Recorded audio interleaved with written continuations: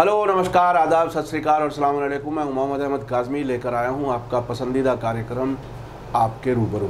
इस कार्यक्रम में हम आपको ख़बर के पीछे की ख़बर समझाने की कोशिश करते हैं और ये लॉकडाउन के दौरान ऐसा बहुत कम हुआ है। अभी तक भी चूँकि लॉकडाउन का असर है, इसलिए गेस्ट हमारे यहाँ स्टूडियो में नहीं आ पा रहे हैं। हम अक्सर स्काइप के ज़रिए ही इंटरव्यूज़ आप तक पहुँचा रहे हैं। आज हमारे ख़ास मेहमान रविंद्र कुमार एडवोकेट आज हमारी स्टूडियो में पधारे हैं। धन्यवाद साहब, थैंक यू वेरी मच, आप तशरीफ़ लाए। और वकीलों के लिए तो बहरहाल जैसे पत्रकारों को कुछ छूट होती है, ऐसे वकीलों को भी होती है। और अब तो खैर लॉकडाउन में आसानियाँ भी हो गई हैं। जो कुछ चीन, नेपाल, इधर पाकिस्तान, आज पाकिस्तान की तरफ से ख़बर है कि LOC के पार करके एक ड्रोन गिरा लिया है हमारे BSF ने। एक अजीब बेचैनी लग रही है सीमाओं पर। इस पर रविंद्र कुमार जी, आप क्या कहते हैं, ऐसा क्यों हो रहा है इस वक्त? चीन एक लंबे अरसे के बाद वहाँ फौजियों की जानें गई हैं, शहीद हुए हैं लोग। नेपाल जिसे हम बिल्कुल अपने घर का समझते थे, उसने नक्शा अलग बना लिया है। पाकिस्तान को तो हम पहले ही दुश्मन मानते हैं और है भी। बांग्लादेश जैसा मुल्क जिसके बनाने में भारत का अगर रोल ना होता तो वो देश ना बन पाता, वो भी हमसे नाराज़ चल रहा है। आखिर क्या है ये, क्यों ऐसा क्यों है? हमारे 20 जवान मारे गए और ख़बर के मुताबिक जो है 76 जवान जो है घायल हुए और 10 जवानों को पकड़कर चीन की सेना अपने पास ले गई और 15 जून की शाम से वो उनके कब्जे में रहे और उनको 18 तारीख की सुबह छोड़ा गया। ये ऐसी खबर है जिसको देखकर किसी भी हिंदुस्तानी का खून जो है खौल जाए। अब सवाल ये है कि कश्मीर की बात हम करें तो कश्मीर आज दुनिया का सबसे हॉट स्पॉट है। सबसे ज़्यादा संघर्ष, सबसे ज़्यादा सेना, सबसे ज़्यादा सेना का जमाव, सबसे ज़्यादा गोलीबारी, सबसे ज़्यादा लोगों की कैजुअल्टी जो है अगर हो रही है पूरी दुनिया में तो कश्मीर में हो रही है। जी। अब इसको कश्मीर को आप इस नज़रिए से देखिए कि जियो पॉलिटिक्स जिसे हम कहते हैं, उसमें क्या हुआ कि हम जो है सार्क के नेता थे। सार्क हिंदुस्तान ने बनवाया था और उसमें हमारे सारे पड़ोस के देश थे और उसमें पाकिस्तान था, नेपाल था, बांग्लादेश था, हमारा श्रीलंका था, मालदीव था और हिंदुस्तान जो है उसकी अगुवाई करता था। जब मोदी जी की सरकार आई 2014 में तो सबसे पहला फैसला सार्क के बारे में मोदी जी की सरकार ने लिया। सुषमा स्वराज ने कहा कि हम जो है कराची में सार्क के सम्मेलन में नहीं जाएंगे। और जबकि सार्क की एक परंपरा थी कि अगर एक सम्मेलन होता है तो अगले सम्मेलन के लिए तय होता था स्थान कहाँ होगा, और एक तरह से सार्क जो है रिडेंडेंट हो गया और हमारी सार्क पे जो चौधराहट थी या जो हमारा कब्जा था या हमारा जो एक रुतबा था वो ख़त्म हो गया। अब उस रुतबे के ख़त्म होने से क्या हुआ कि चीन ने जियो पॉलिटिक्स हमारे चारों ओर खेली और उसने पाकिस्तान को अपने पास कर लिया। पाकिस्तान में वो एक बॉर्डर तक जो है बंदरगाह तक एक पूरी सड़क बना रहा है। पाकिस्तान में बाल्टिक और गिलगित के इलाके में वो जो है एक बांध बना रहा है। उसने जो है 2500 किलोमीटर एरिया जो है POK का अभी रिसेंटली जो है पिछले 8-10 सालों में कब्जा लिया है। अब उसने क्या किया कि नेपाल को अपने काबिज कर लिया। नेपाल से हमारा झगड़ा कभी नहीं रहा। नेपाल से जैसे राजनाथ जी कहते हैं कि हमारा रोटी बेटी का संबंध है, वो हमारे मधेसीय लोगों का है। लेकिन नेपाल में क्या हुआ कि जब वहाँ 14-15 में हमने जो है उनकी सप्लाई चेन बंद कर दी तो नेपाल के लोग जो है 5-6 महीने बड़े परेशान हुए। जब वहाँ पर भूकंप आया तो हमने उनको मदद नहीं की और उसके बाद जो है हमारे रिलेशन इसलिए ख़राब हो गए कि जब नेपाल का संविधान बन रहा था तो हमारे डोवाल साहब वहाँ गए और हमारे और एम्बेसडर्स गए और उन्होंने वहाँ को कहा कि आप जो है अपने कॉन्स्टिट्यूशन में सेकुलर शब्द मत लिखो, आप हिंदू राष्ट्र लिखो। तो नेपाल से हमारे संबंध इतने ख़राब हो गए हैं कि KP शर्मा ओली जो वहाँ के प्रधानमंत्री हैं, उन्होंने एक नक्शा ही पास कर दिया और सदन के दोनों सत्रों में पास करके वहाँ की राष्ट्रपति ने उसको एक तरह से पूरी परमिशन दे दी। बांग्लादेश के साथ भी यही हुआ। बांग्लादेश में चीन का निवेश जो है $8 बिलियन है। उसने जो है अगर म्यांमार की बात करें तो वहाँ पूरा पैसा दे रखा है। उसने श्रीलंका के पोर्ट को अपने कब्जे में कर लिया। उसने जो है मालदीव को अपने कब्जे में कर लिया। तो आप देखेंगे हिंदुस्तान को चारों तरफ से जो है चीन ने घेर लिया है और चीन समझता है और चीन के इशारे पर हमारे कश्मीर में जो है आप देखेंगे तीनों बॉर्डर जो है एक तरह से आज के दिन असुरक्षित हो गए हैं और लगता है कि जैसे जिसे हम भारत माता कहते हैं तो भारत माता के सिर पे तीनों तरफ से जो है दबाव है, सेना है और हम एक ऐसे मुल्क में हो गए हैं जो कबूतर की तरह हो गया है।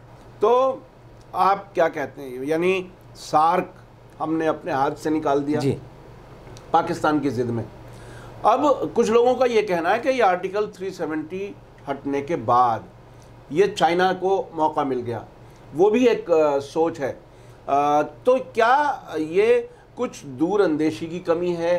फैसले कौन करा रहा है? कुछ लोगों के बारे में ऐसा कहा जाता है कि सरकार में कुछ ऐसे लोग हैं जिनको दूर देशों से इशारों पर शायद बना दिए गए हैं। तो क्या कहीं विदेशी राजधानियां हमारे फैसलों में आ गई हैं? चूँकि अभी अमेरिका की तरफ से 15-16 तारीख में ये वाक़या होता है, 19 तारीख में वहाँ के फॉरेन मिनिस्टर बोलते हैं, और वो भी इतना माइल्ड कि ऐसा नहीं लगता कि वो भारत के लिए कोई सपोर्ट कर रहे हो, जिसकी भारत उम्मीद करता रहा है। मैंने चाइना के ग्लोबल टाइम्स में देखा कि वो बाकायदा कह रहे हैं इंडिया से कि आप अमेरिका पर भरोसा ना करो, वो आपके इंटरेस्ट अपने लिए कुर्बान करा देगा। आपको क्या लगता है कि क्या ये फैसले सारे एक के बाद एक, चाहे वो सार्क में ना जाने की बात हो, चाहे आर्टिकल 370 हटाने की बात हो, क्या है, मतलब कहाँ, क्या कहीं बाहर से फैसले होके आ रहे हैं, क्या हो रहा है इसमें? मुझे जो लगता है कि सरकार का जो काम करने का तरीका है, हमारे यहाँ जो है एक जो सिस्टम है गवर्नेंस का, वो कैबिनेट सिस्टम है कि कैबिनेट में सारे लोग बैठ के बातचीत करते हैं। और मुझे एक बात याद आती है मार्गरेट थैचर की, कि एक बार वो मीटिंग में गई और उसने अपने कैबिनेट के मिनिस्टर्स को कहा कि जो मैं कह रही हूँ तुम इस पर अपने विचार दो, इसका विरोध करो, क्योंकि मैं तुम्हें इसलिए अपने कैबिनेट में रखती हूँ ताकि हम यहाँ पर बैठ के बातचीत करें। अगर 3 घंटे बहस चलनी है तो हम किसी कंक्लूजन पे पहुँचेंगे, और अदरवाइज ये होगा सारे यस मैन है, तो मैंने कहा हाँ जी ये है, मीटिंग खत्म। तो हमारे हिंदुस्तान में जो फैसले लेने की जो परंपरा थी पुरानी, जो बहस चलती थी, आप जैसे पहले पढ़ते होंगे कि नेहरू और पटेल में मतभेद हो गया, नेहरू और मौलाना आज़ाद में मतभेद हो गया, मनमोहन सिंह और सोनिया गांधी में मतभेद हो गए, और लंबी बहस चलती थी। राय मशवरे का मतलब ही है, राय मशवरे का एक योजना आयोग था जो लोगों को बताता था भाई क्या करना है। अब इस समय क्या है कि फैसले एक आदमी के स्तर पर लिए जाते हैं या 1-2 आदमियों के स्तर पर लिए जाते हैं। अगर हम आज कहेंगे कि चीन के बारे में कौन फैसला दे रहे थे, जो बैठक हुई उसमें कौन थे? जनरल बिपिन रावत थे, डोभाल साहब थे, उसमें राजनाथ जी थे, उसमें गृह मंत्री जो है अमित शाह थे, उसमें मोदी जी थे। अब क्या फैसला हुआ ये नहीं पता चलता। और फैसले लेने के बाद आपको मैं बताना चाहूँगा कि हिंदुस्तान के फैसले हिंदुस्तान में नहीं लिए जा रहे। आपने बिल्कुल सही कहा। आपको मैं एक बात याद दिलाना चाहूँगा, मीडिया के आदमी है, अगर मुझे कोई एडवर्टाइजमेंट किसी अखबार में इंसर्ट करना है तो उसके लिए मुझे 72 घंटे चाहिए। पहले मैं स्पेस जो है खरीदूंगा, स्पेस पे तय करूंगा। और आप देखेंगे हिंदुस्तान में जो नोटबंदी हुई वो 8 नवंबर को हुई 2016 में, और 8 नवंबर को ही सुबह सुबह हिंदुस्तान का कोई अखबार ऐसा नहीं था जिसे पेटीएम का एडवर्टाइजमेंट ना था। पेटीएम क्या था? वो अलीबाबा का था, जैक मा की एक चीज थी। तो जैक मा को पता था, जैक मा को ये बात पता थी कि रात को 8 बजे मोदी जी हिंदुस्तान में नोटबंदी करेंगे, और सुबह जो है उसी समय रात को चूंकि पेपर छप जाते हैं, उससे पहले उसने 3 दिन पहले वो स्पेस खरीद लिया। यानी तो हमारी नोटबंदी की बात, यानी हमारे जो वित्त मंत्री थे जिनके अब वो स्वर्गवास हो चुका है, कहीं कहीं उन्होंने भी कहा था कि तो मुझे भी पता नहीं था, किसी को नहीं पता था। रिजर्व बैंक का गवर्नर, क्योंकि ये कहा गया कि रिजर्व बैंक ने सरकार से रिजर्व बैंक ने कहा जी अब नोटबंदी कर दो, और हमने उसको यस कर दिया। फिर सरकार ने नोटबंदी की। बाद में रिजर्व बैंक के जो गवर्नर थे उन्होंने कहा मुझसे तो पूछा ही नहीं गया। तो ऐसी हालत में जो है फैसले जो है कोई और ले रहा है, इंप्लीमेंट कोई और कर रहा है। और जो हमारा फेडरल स्ट्रक्चर है, जिसकी बात मोदी जी ने कल की कि हमने जो है सारी सरकारों से मिलकर बात की, तो बात तो होती ही नहीं। बात तो अगर आप देखेंगे तो बात करने के लिए एक समान स्तर पे बैठ के आमने सामने बैठ के जैसे हम कर रहे हैं ये होगी। बिल्कुल। लेकिन आप अगर अपना फैसला थोप दो कि ये फैसला सरकार ने कर दिया है, आप देखेंगे कि हिंदुस्तान में जब लॉकडाउन लगा तो वो जो है वो मोदी जी ने अनाउंस कर दिया, जबकि वो अनाउंस किसे करना था? डिजास्टर मैनेजमेंट अथॉरिटी को। अथॉरिटी उस समय थी ही नहीं कहीं, अथॉरिटी की बाद में रिलीज आ रही है, तो गृह मंत्रालय उसका जो है अपना नोटिफिकेशन दे रहा है। तो यानी ये क्या आप ये कहना चाह रहे हैं कि मोदी जी को, जैसा कि आपने कहा पेटीएम वालों ने पहले ये कर दिया, तो उनको सिर्फ कुछ जगहों से इशारे आते हैं और वो ऐलान कर देते हैं, अपने कैबिनेट में भी बात नहीं करते, अपने मंत्रियों को भी नहीं कॉन्फिडेंस में लेते? क्या है फिर हम कैसे जनतंत्र में, लोकतंत्र में रह रहे हैं? फिर ये एक बड़ा सवाल है।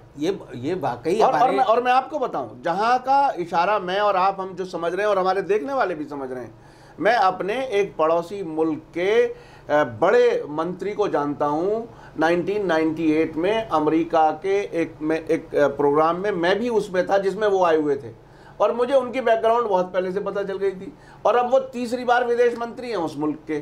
तो वहाँ ये चीज़ बाकायदा वॉशिंगटन में रहते हुए ये बाकायदा महसूस हुआ कि वॉशिंगटन अलग अलग मुल्कों में अपने लोगों को पालता है, आइडेंटिफाई करता है, पालता है, और फिर अपने हिसाब से उनकी पोस्टिंग कराता है। बिल्कुल मंत्री बनवाता है, जो भी कुछ बनवा सके।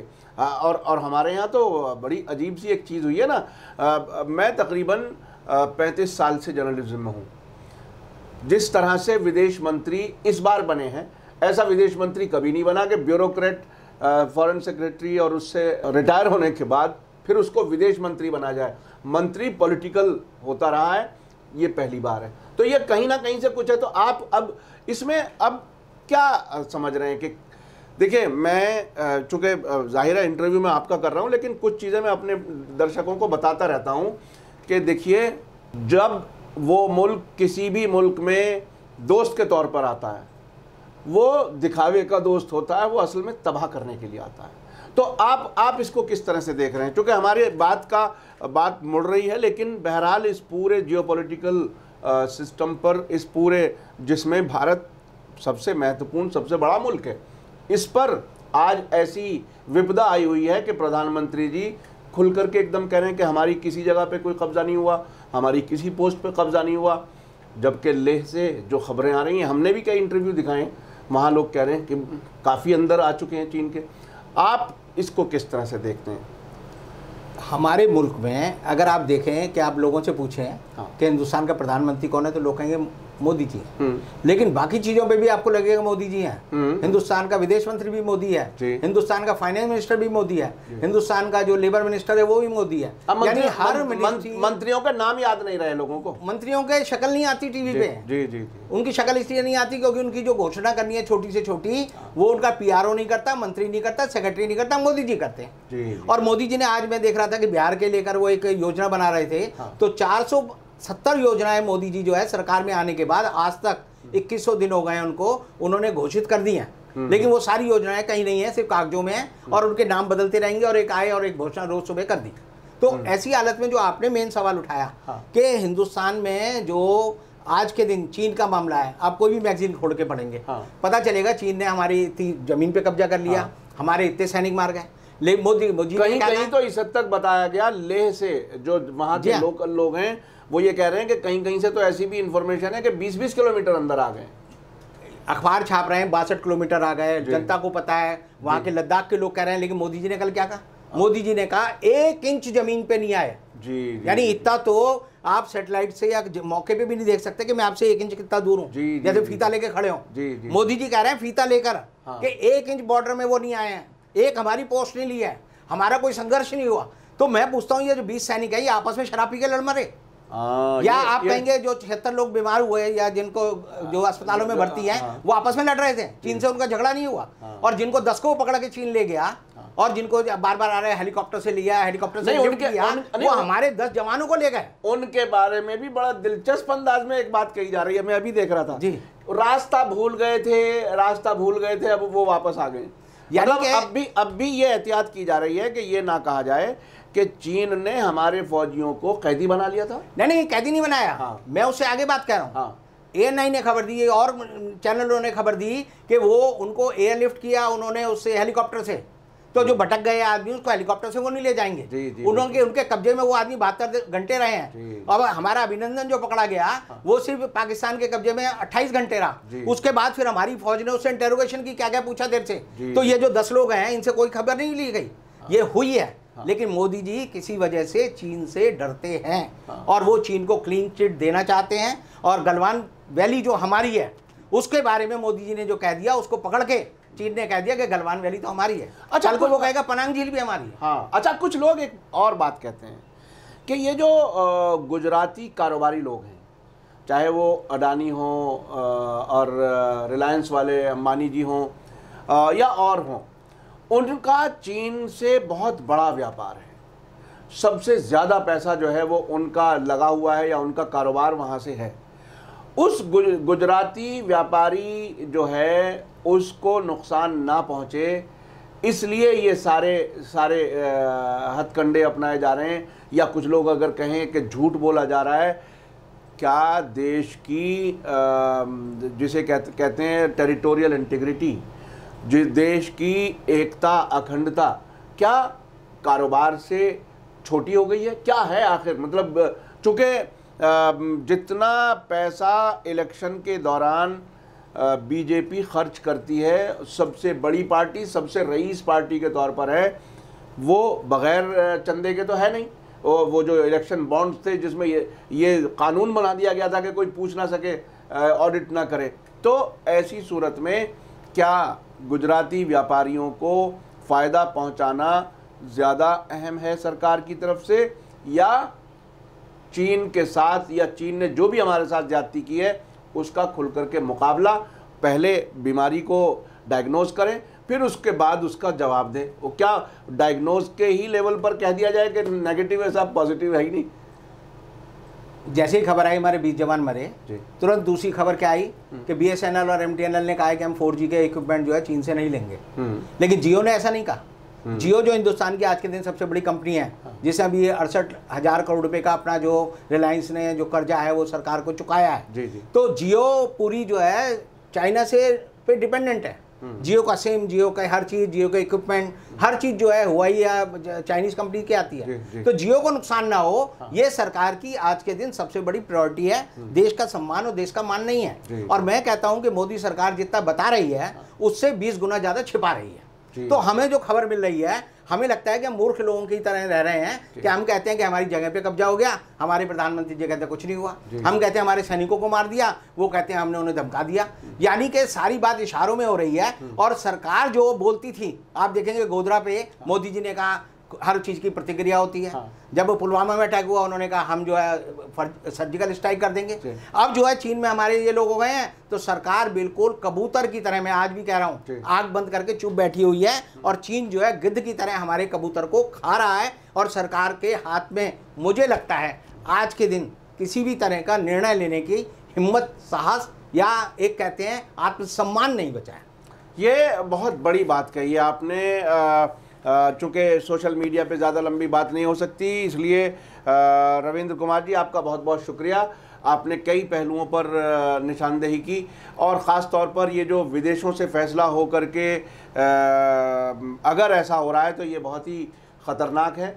और ये कि हमें, चूँकि आज भी हम प्रजातंत्र में हैं, हमारे यहाँ वोटिंग होती है, इलेक्शन होते हैं, संविधान बाबा भीमराव अंबेडकर जी का बनाया हुआ है आज भी, उसमें कोई अभी तक तब्दीली नहीं है। इसलिए देश के सभी लोगों को संजीदगी से सोचना चाहिए, समझना चाहिए और हकीकत जाननी चाहिए कि देश का हमदर्द कौन है और देश का दुश्मन कौन है। और मैं तो एक बात बहुत बार बार कहता हूँ कि जो भी समाज में बंटवारे की बात करे, किसी भी बुनियाद पर, धर्म की बुनियाद पर, जाति की बुनियाद पर, इलाके की बुनियाद पर, स्टेट की बुनियाद पर, वो देश का हमदर्द नहीं हो सकता। ये आंखें खोल करके जिए। बहुत बहुत शुक्रिया रविंद्र कुमार जी, आपने समय दिया मीडिया स्टार वर्ल्ड को। इसी के साथ मुझे दीजिए इजाज़त। धन्यवाद, शुक्रिया। जय भारत, जय हिंद।